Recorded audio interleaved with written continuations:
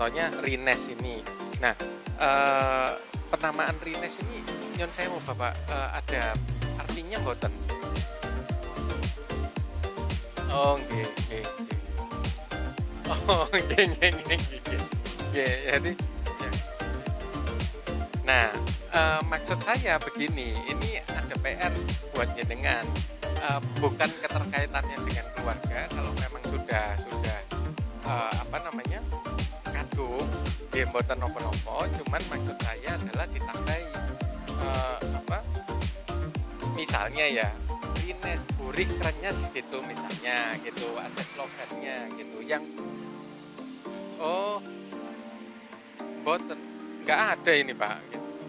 Heeh, nah ya nggak maksudnya yang plesetan dari Rines ini gitu, misalnya kan Ri ini gurih gitu ya, terus nyes ini misalnya nyes di hati, misalnya begitu ya gitu. Jadi membuat slogan plesetan dari brand tersebut supaya lebih akrab di mata masyarakat begitu.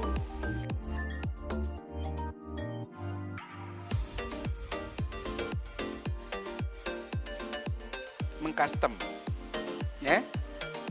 Ada loh yang bentuknya plastik tapi yang lebih menarik. Pak, lebih mahal tapinya. Ya nggak apa-apa. Kan tadi saya bilang segmennya ada loh. Dari yang beli es teh ya di pinggiran harganya 3.000. Masuk ke kafe jadinya iced tea. Ya mungkin yang Bapak jual yang dengan begitu itu ke kafe-kafe atau ke pusat oleh-oleh. Bisa kan? Bisa. Ini yang saya sampaikan semua adalah applied Bapak Ibu. Ya, yang sudah dilakukan penelitian dan yang sudah dilakukan. Jadi bukan sesuatu yang diangan-angan. Jadi Bapak Ibu pasti sudah bisa melakukan ini kalau mau. Nah, nanti dicatat dulu di situ ya. Di belakangan kita lakukan. Kan jadi lebih rapi ya. Baik. Ini nanti akan memudahkan kita untuk melihat pada kolom mana kita harus mengisi. Karena kalau misalnya tidak seperti tadi, kecuali yang sudah familiar ya.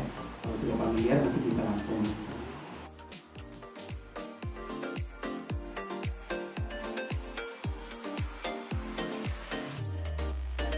Sebenarnya aspek pajak tadi kan kalau saya jelaskan untuk usaha mikro baru aspek pajak final. Kalau besok Bapak Ibu ternyata punya omset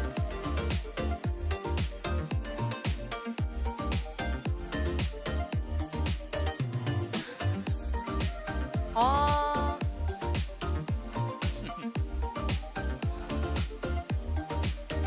di Mojokerto Pak. Kalau yang di luar Mojokerto pernah ikut?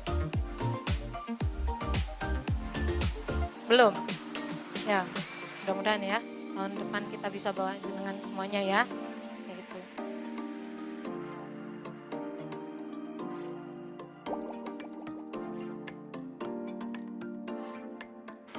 Sandingnya tadi, jenengan gabung dulu kepada yang sejenis APMJ. Nanti kalau sudah meningkat, sudah hafal APMJ gimana, naik ke Hipomika, Himpunan Pengusaha Mikro Kabupaten Mojokerto. Nanti informasinya lebih luas lagi.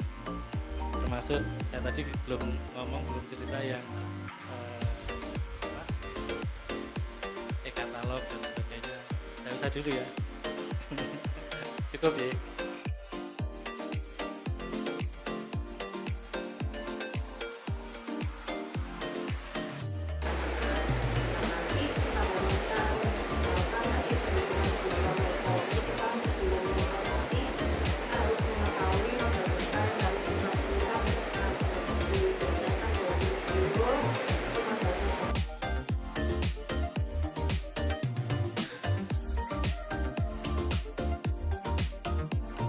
Kemudian jenis barang yang sebagai objek dari perjanjian apa? Kalau di sini tentu jenis produknya adalah kritik kedelai. Karena di sini hanya satu.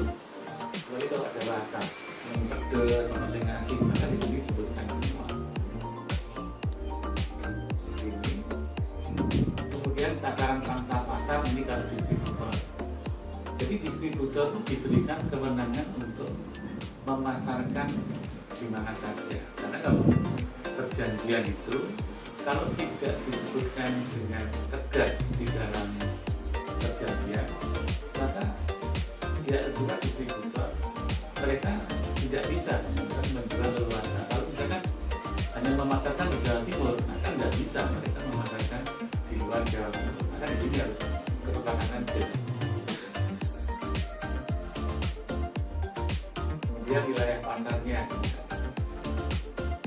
memilih pasar Indonesia selaku prioritas utama, atau perjanjiannya memilih pasar Indonesia dan pasar internasional. Artinya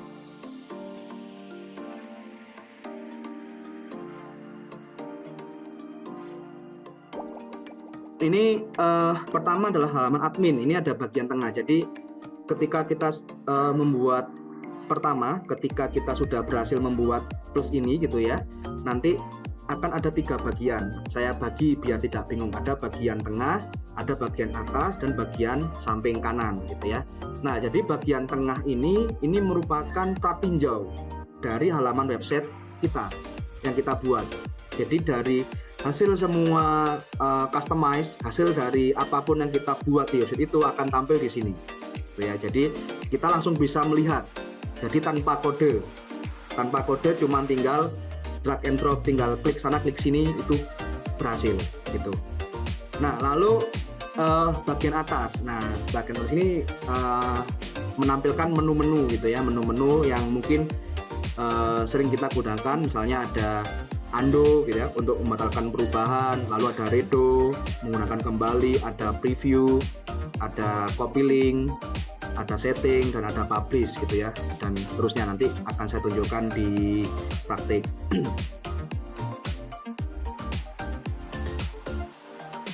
Sebelum ada bantuan berupa alat untuk mixer ya. Ini sebelumnya itu lama, terus ada bantuan mixer ini lebih cepat dan masalah produksi lebih banyak lagi. Jadi seiring dengan meningkatnya permintaan itu semakin kewalahan gitu Pak ya, kalau masih produksinya dikerjakan secara manual. Jadi sebelumnya pengerjaannya masih manual Pak ya, kalau mixing untuk mixing bahan ya. Manual. Nah kemudian 20 ya? Iya 20.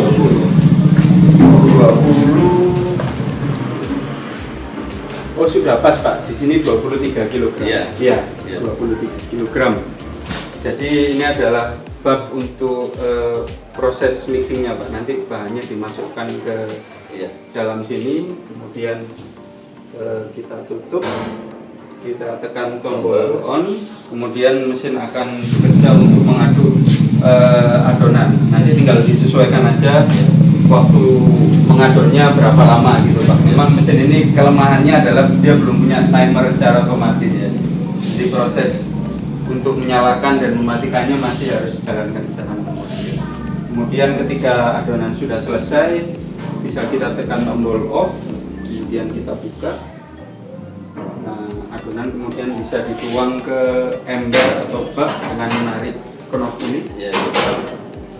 Kemudian kita tuang ke ember atau bisa ke ember atau ke bak.